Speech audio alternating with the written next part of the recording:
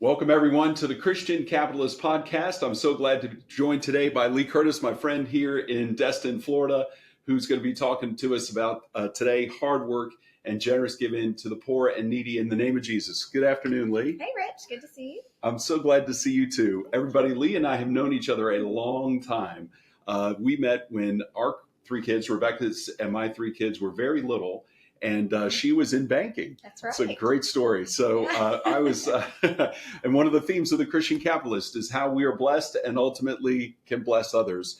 So I was a young dad and had, at the time, our oldest was 5, our 6, our middle son was 3 or 4, and our daughter Caroline was an infant. Mm-hmm. And I just so happened to find $100 bill folded up in the parking lot down here in Destin where we were visiting. And I looked all over for anybody, but it was early in the morning. The place was desolate. Nobody who would have claimed ownership in it. And I said, well, this is the sign I've needed from God. I'm going to start a savings account for each of the 3 kids. Yeah. So Rebecca and I decided to set up a savings account for $33.33 for the younger and the middle. The oldest got an extra penny. That's right. Yeah, I remember it very well. So I took my $100 bill into the local bank near our place, and there's Lee Curtis, smiling and terrific banker who had helped us set up a savings account. So it's been great. Yeah, being friends since then. Absolutely. They're off to a good start. So Lee, tell us a little bit about your background and going to the University of Alabama. That's right. Well, grew up in Tuscaloosa, of course, bleed crimson. So ended up going to the University of Alabama and getting my finance degree there. And then after school, I decided to move down to the beach. So I found Destin. I really loved working down here one summer and decided to make it home. So I got a job in banking and started my finance career. Isn't that something? Yeah. So we have a wide range of people who listen to the podcast or watch the podcast, including college kids. Mom, what made you want to study finance? What got you into that mindset in college? Well, Rich, I'm not going to lie. I mean, I took one of those classes where they teach you about, what to do after school. And they said, well, people that take business make the most money. So, so I said, well, I guess I'm going to do business. But no, truly, my mother was an accountant and my father was a businessman. And so I knew I wanted to do business, but I didn't know exactly what. I started in accounting. And that second, third year, I thought, I don't know. But when I took my first finance class, I said, this is it. So I really enjoyed finance and got a minor in computer science. And I've been able to use it for a diverse number of careers, which I really like. I've always been able to use that degree, but I've been doing different things with it. Isn't that cool? Mm-hmm. All right. So for those of us who are uninformed and majored in political science and history, what distinguishes accounting from finance? How do you kind of explain the difference to the layperson? Well, there's not so much debits and credits. I mean, that's when you think of, accounting, it's debits and credits and audits and so forth. Finance is more managing money. It's day-to-day helping people grow their money, save their money, invest, save resources, time, all those things. So as a young finance major at the University of Alabama and wanting to go into banking, what kind of role did you think you would play? And then what did you end up doing in banking to get started? Yeah, it's interesting. I mean, you never really know. I thought maybe be a mortgage lender one day, something along those lines. I had met with a great mortgage lender in Tuscaloosa.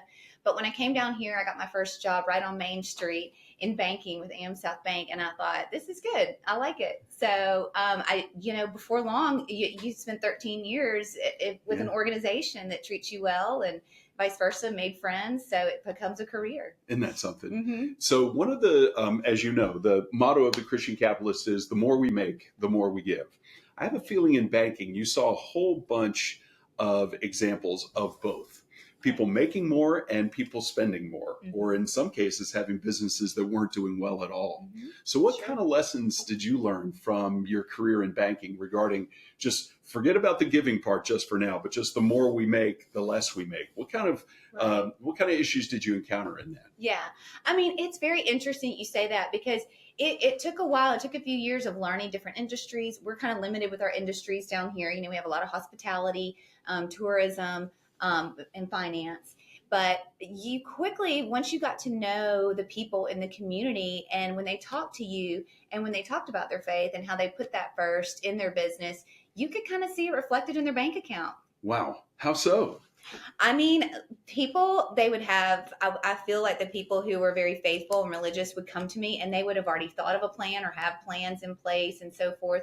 And other people were kind of looking for guidance and so forth. And that's not to say they didn't have faith or they weren't religious, but they weren't necessarily outspoken about it. Mm-hmm. But it was interesting. I did always notice those that were very outspoken and they would thank God for the blessings that they had as they were sitting with me and we were looking and reviewing things. And it, you could just tell it did make a difference. Yeah. Isn't that interesting? Mm-hmm. So even then, the Christian capitalist is trying to encourage people to make more and give more to their poor and needy neighbors. Right. So even in those days, before this book and that concept, you were still in a position to kind of see that come to your desk. Yeah.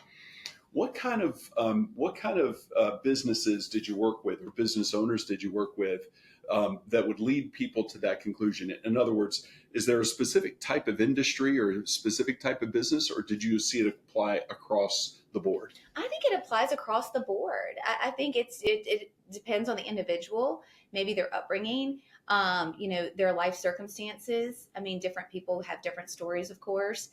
So I couldn't pinpoint it to just one industry. It's really all across the board. That's great. Mm-hmm. That's great. And how about different sizes of businesses? One of the things that I keep finding again and again as we're talking to folks on the podcast and out in the world is that we have small business owners everywhere. Right. But small business is often in the eye of the beholder. I think from a commercial banking perspective, a small business can be anything under, several $1 million a year, Right. while many are, have several thousand in their bank accounts. Mm-hmm. Did you see any kind of differences in the way that those business acted when it came to faith? I think so. I mean, I will say, and the small businesses are the bread and butter of our community. I mean, they are what keep us going. The small businesses provide more jobs than you think. And honestly, when you put them all together, they provide the majority of our workforce in our communities. Although the big corporate guys seem so powerful and visible. So we think that they're the big dog on campus, but we love our small business owners. And you can tell those that work faith into their business, they tend to have, in my opinion, from what I saw, is more like seniority, people that stayed around longer, people that were great leaders. It just kind of trickles down from the top.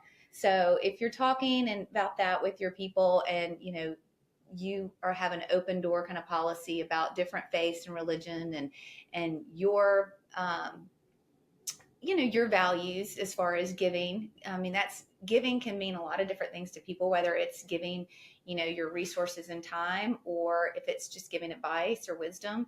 So I do think it's very helpful for those business owners that take time to do that with their employees. So having said that, one of the things we talk about a lot here on the podcast is how do we bring Jesus to work, right? So many people go worship in church on a Sunday and by lunchtime on Sunday, they're in the work mode and they're off to work and they kind of leave Jesus at the door.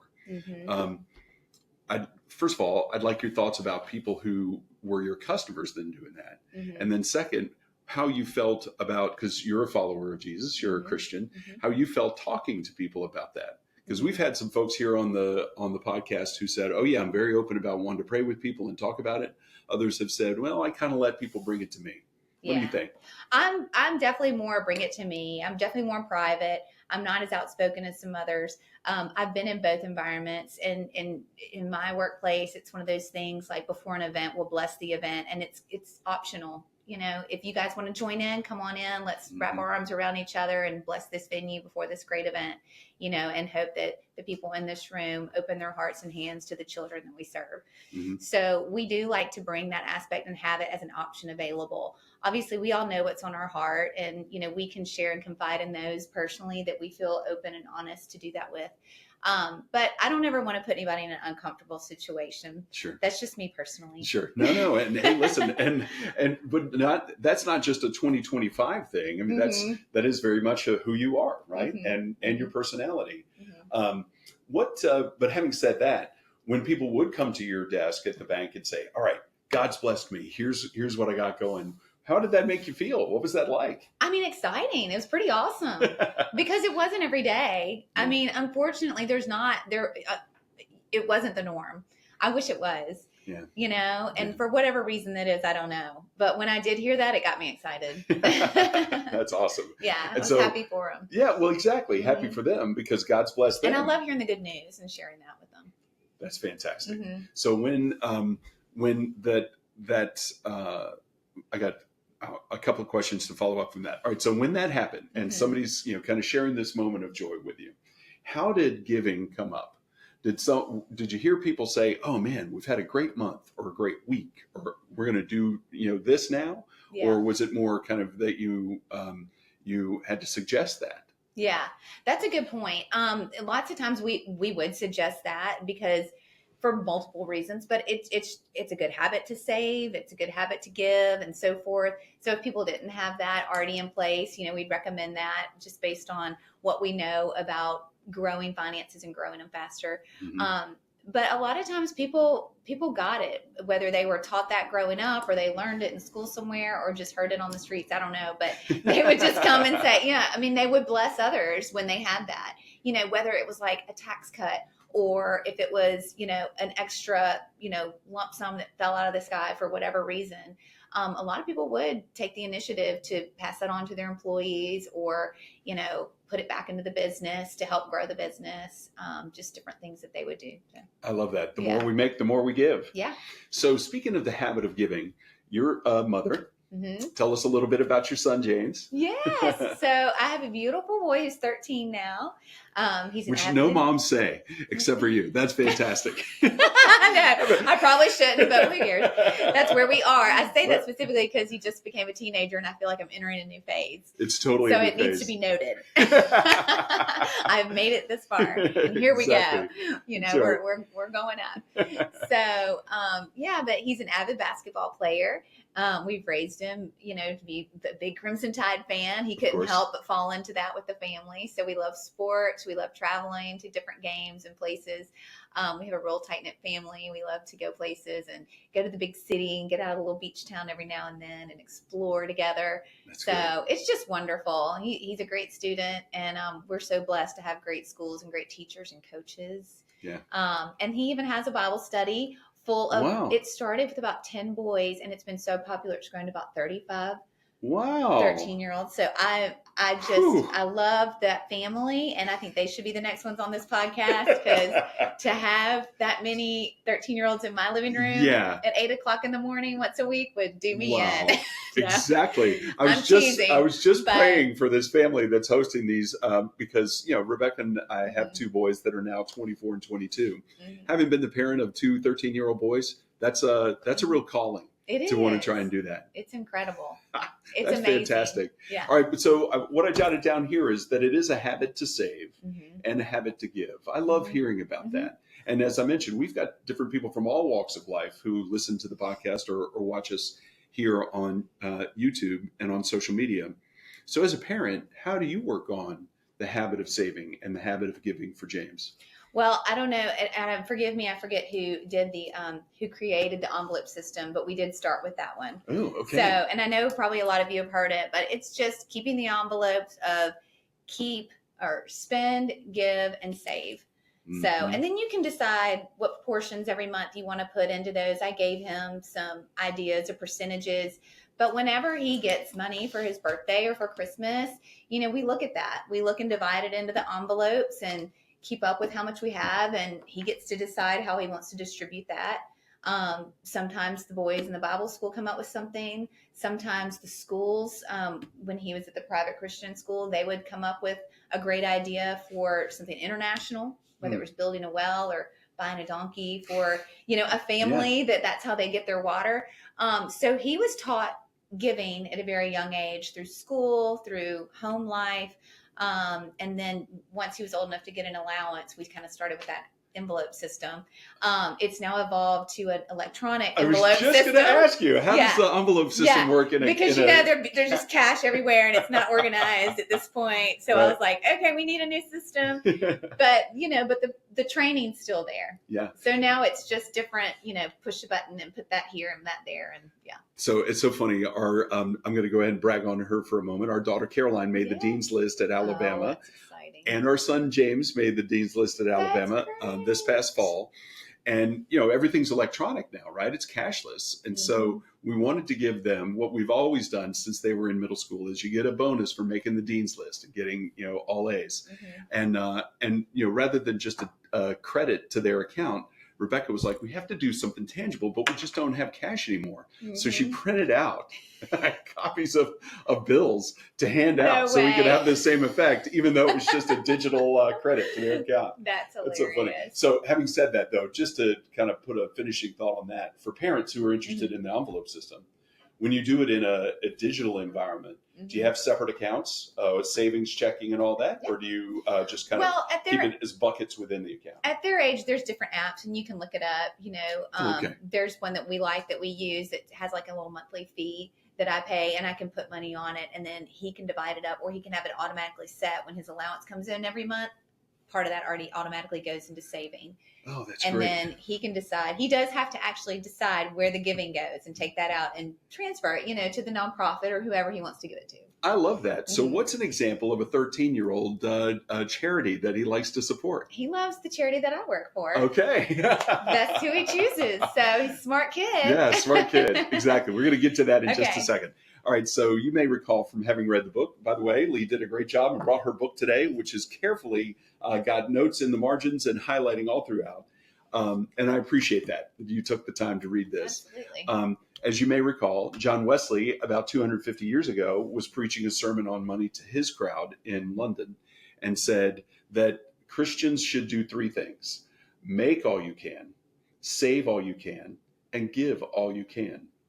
So whether it's as a banker or trying to counsel James on these issues, what do you think about that notion? Because there's the first, make all you can, is pretty easy. And give all you can is pretty easy. But how do you give all you can while you're saving? At the same time, there's some tension there. So what do you think about that? Right.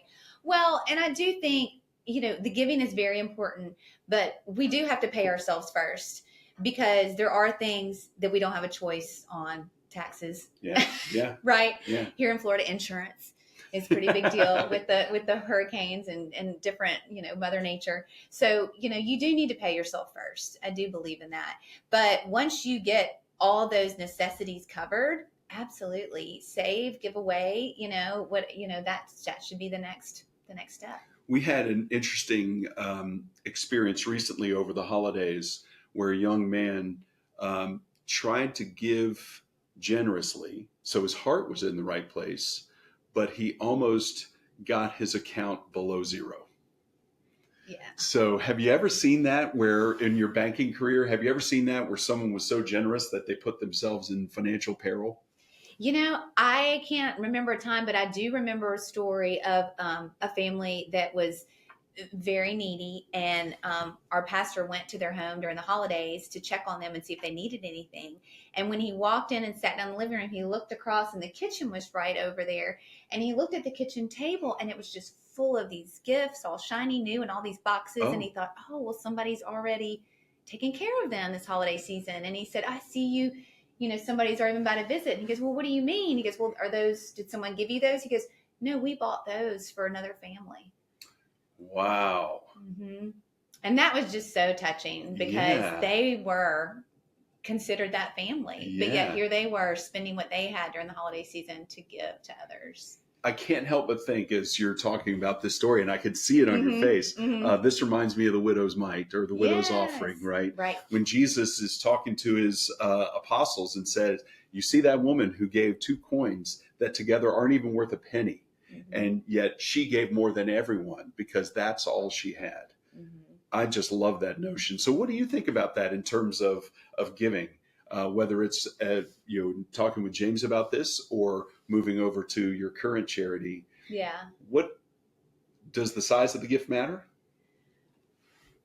I don't think the size of the gift matters. It's what you have, and as much as you can give comfortably, or maybe it is all of it, you know? I thought it was interesting in the end of the book, how you say that. I mean, some people do think, you know, that what goes around comes around, right? So, okay, well, this is all I have, but I'm going to give it and I'm going to trust in you, Lord.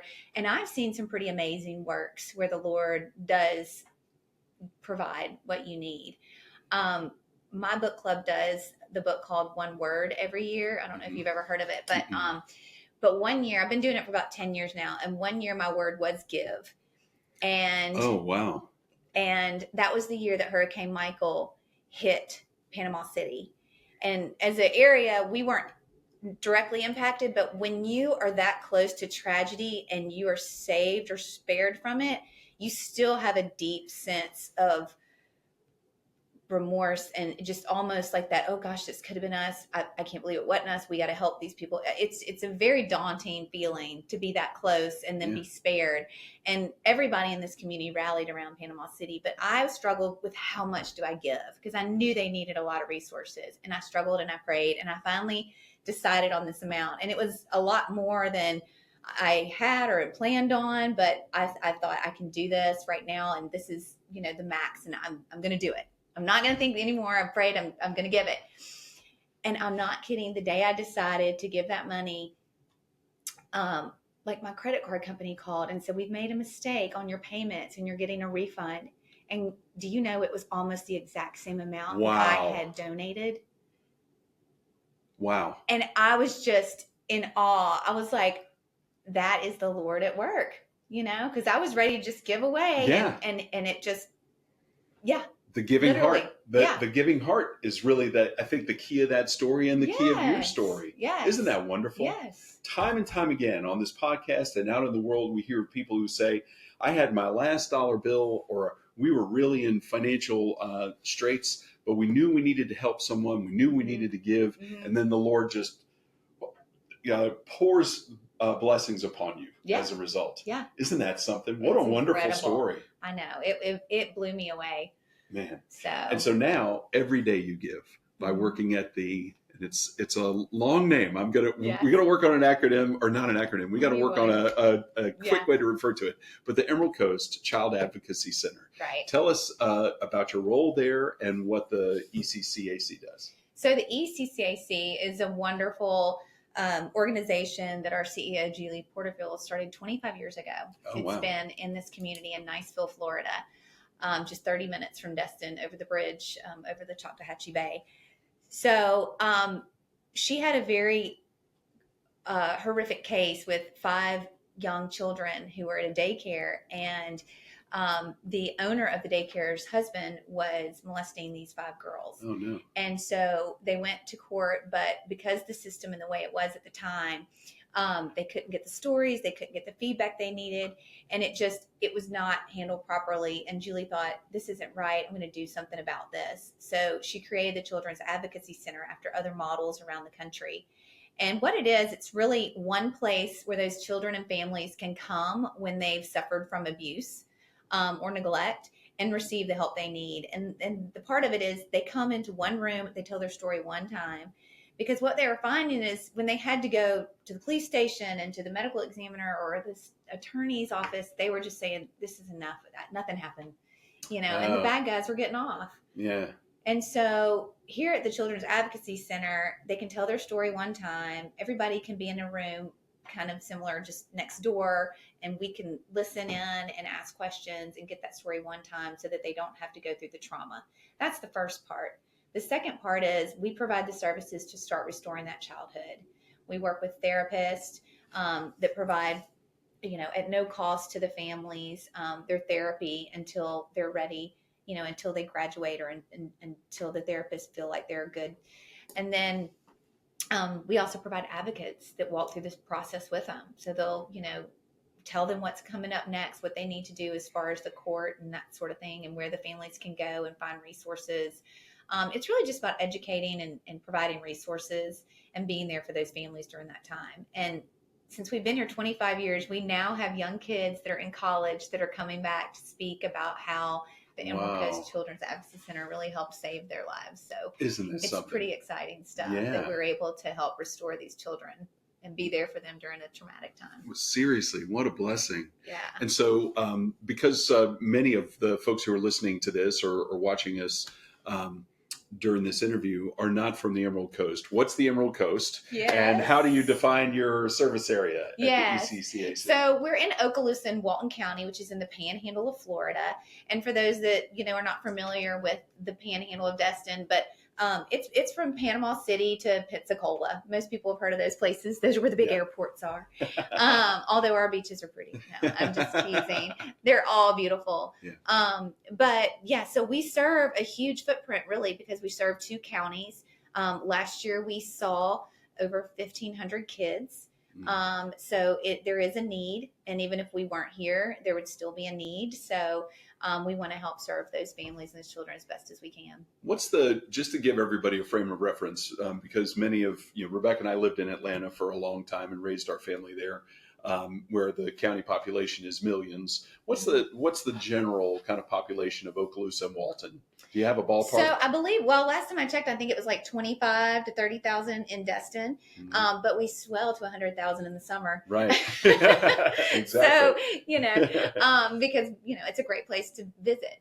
So it is a small beach town, but with a big impact. Yeah. Well, and I guess the reason I ask is 1,500 kids who are in need of the services at the Child Advocacy Center seems really high for a small community.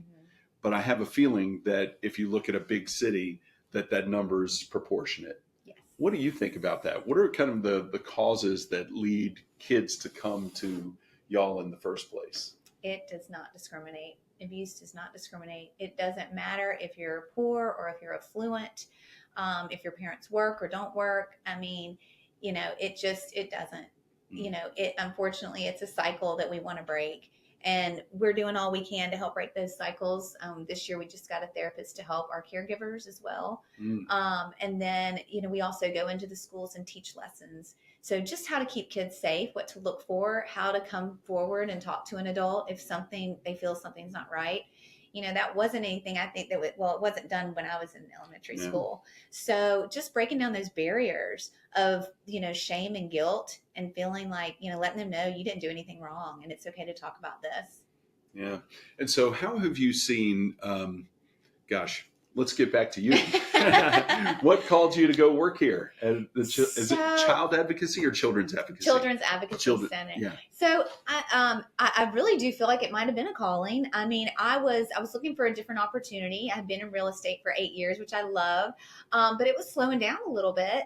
And I was getting a little bored. So I had some friends that were working there. And I said, if anything comes up, let me know. And something did. And so I got my foot in the door. And it's just been amazing to work with an incredible group of they're passionate about what they do. They're very well trained.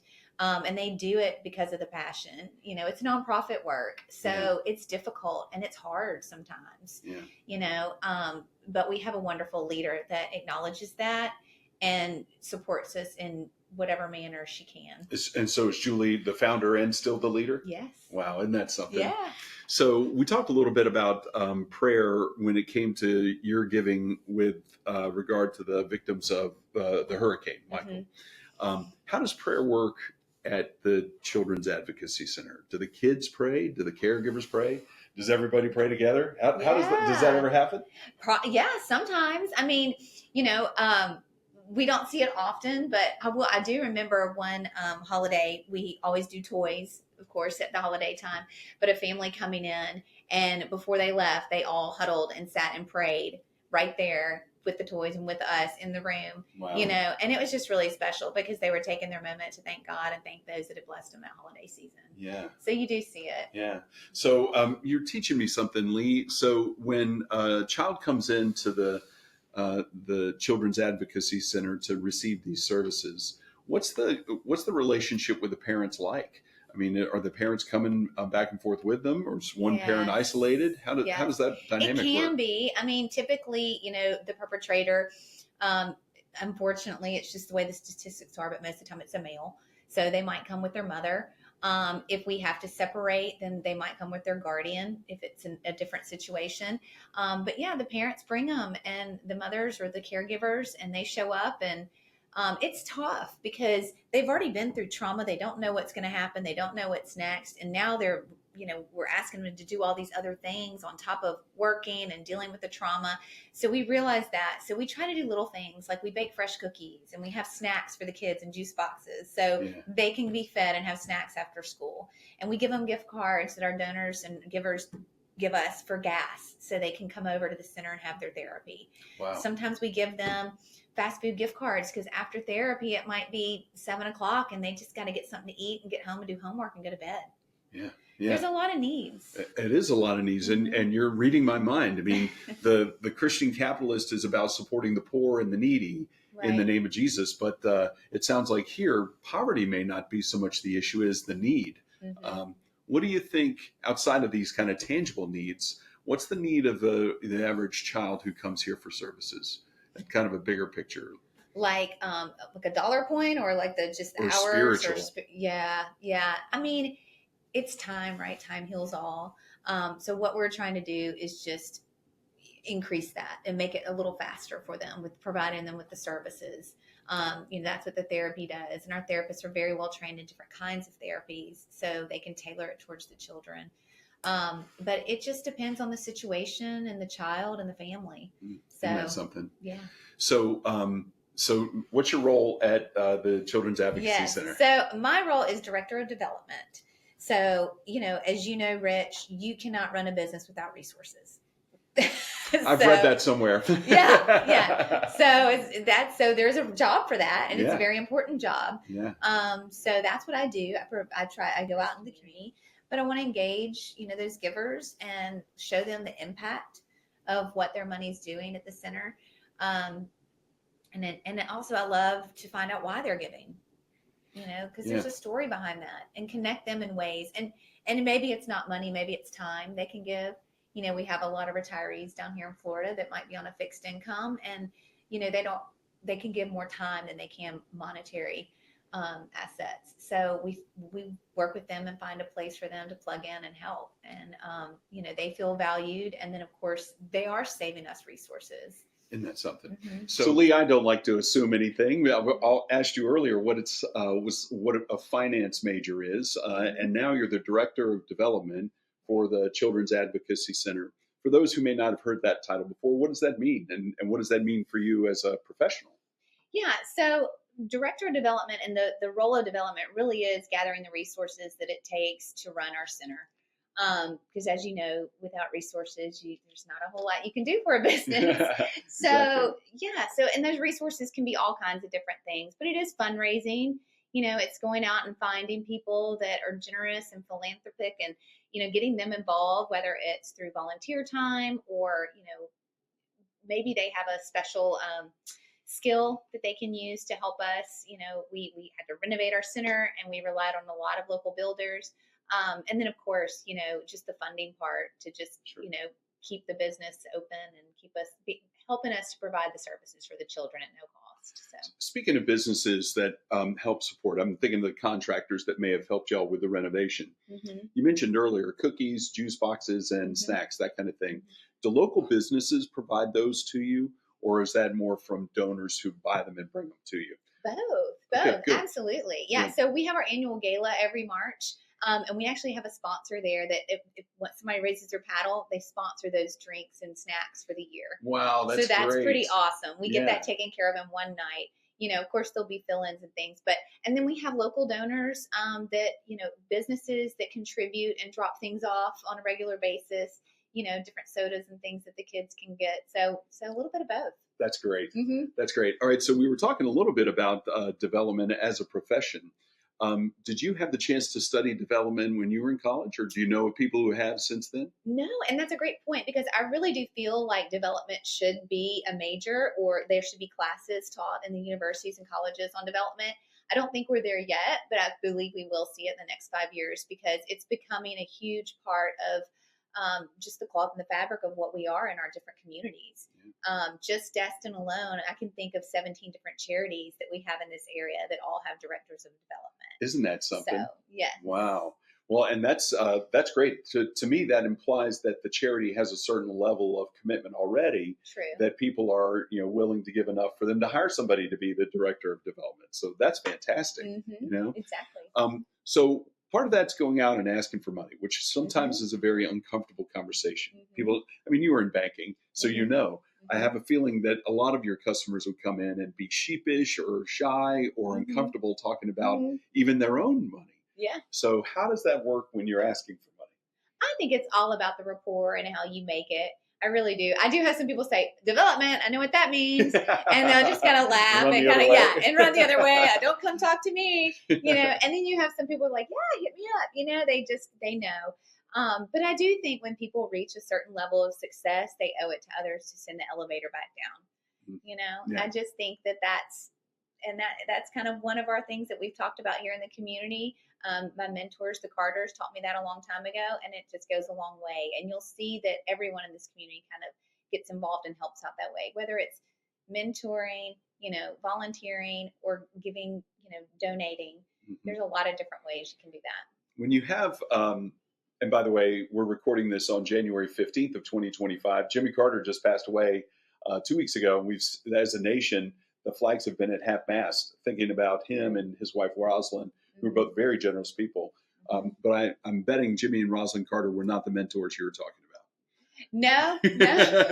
So who were the Carters, and how did they teach you about giving? Yes. How did they teach you about development? So Steve and Joan Carter, I feel like in my mind are some of the pillars of our community in the last 20 years that have really helped spearhead some incredible organizations, one being the Destin Charity Wine Auction.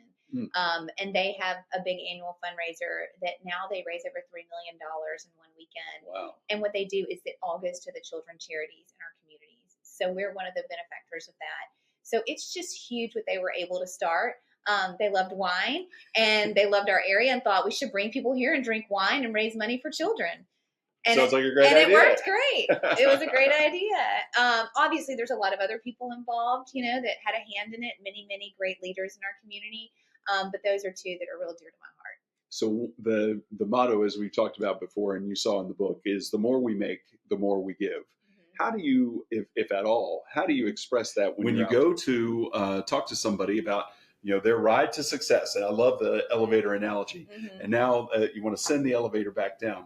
How does that conversation go when somebody's struggling with the amount that they should give? And we're not talking about talent and material goods now, we're specifically about money. How does that conversation go, and how do you kind of work through that with the rapport that you have with people? Yeah, I mean, we're a relationship business. Most businesses are. So first of all, you want to know your client and do a little bit of research on them.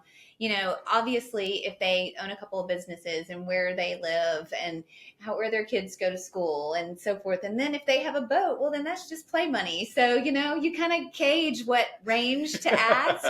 And you can't be afraid to go in maybe a little above and just say, well, what would you feel comfortable with? Mm-hmm. Mm-hmm. But you got to push them a little bit because you got to get a little bit out of your comfort zone sometimes if, sure, to get the job done and to make sure that everybody feels comfortable. It's on a good page, but there's a lot of skill that involves in that is, still learning. And you got to be a people person. Yeah, absolutely. Exactly. All right. So let me ask you this. Can you give us, from the folks that you've talked to, and I know you've talked to mm-hmm. hundreds, if not more, mm-hmm. of people around our community about supporting the Children's Advocacy Center, how often does the topic of Christianity come up? And do you have people say, I'm feeling called to support this mission? Mm-hmm. I'm feeling like God wants me to do this, or that it's my obligation to my neighbor. Do you have people say stuff like that, or is it really more just, here you go, and you kind of can infer that that's the case? Yeah, it's a little bit of both, but I tell you, when people have those stories about the calling, or some of our donors or givers have had stories of themselves. We have one in particular, and I don't want to call any names because they may want to speak one day. Sure. But that, actually was in a situation and prayed to God, if you let me out of the situation, I promise I will give back everything I make when I'm successful. And they have. Wow. And so yes, there are some that have prayed on this. There are some that feel like it's a calling.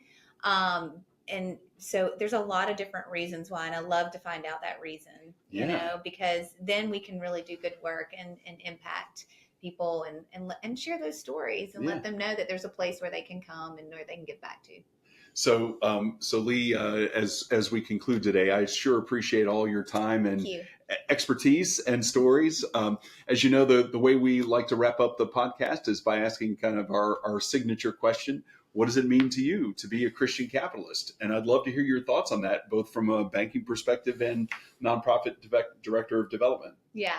Well, Rich, I just love the title of this book.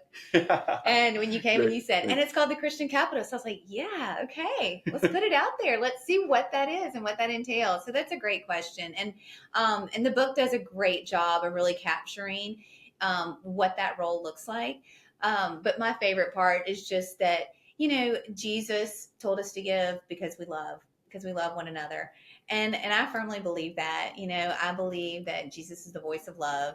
And that's just, the cloth that we came from. So I just think it's just kind of in our nature. And, it's funny because sometimes we struggle with faith and all that stuff, but when it feels good and it feels right, Yeah. So whether it's a calling or it's on your heart or whatever you want to call it, but I love that that's how you sum it up. And I love that's how you sum it up. Thank you so much for joining us, Lee. You're and welcome. We sure appreciate it. And we Thank look you. forward to seeing you again soon and wish you all the best. Oh, by the way, all of your stuff, the social media, website, everything that you provided to us is going to go in the show notes as part of this today. We'll encourage folks to give till it hurts when it comes to the Emerald Coast Children's Advocacy Center. Thanks so much for joining us. Thank you, Rich.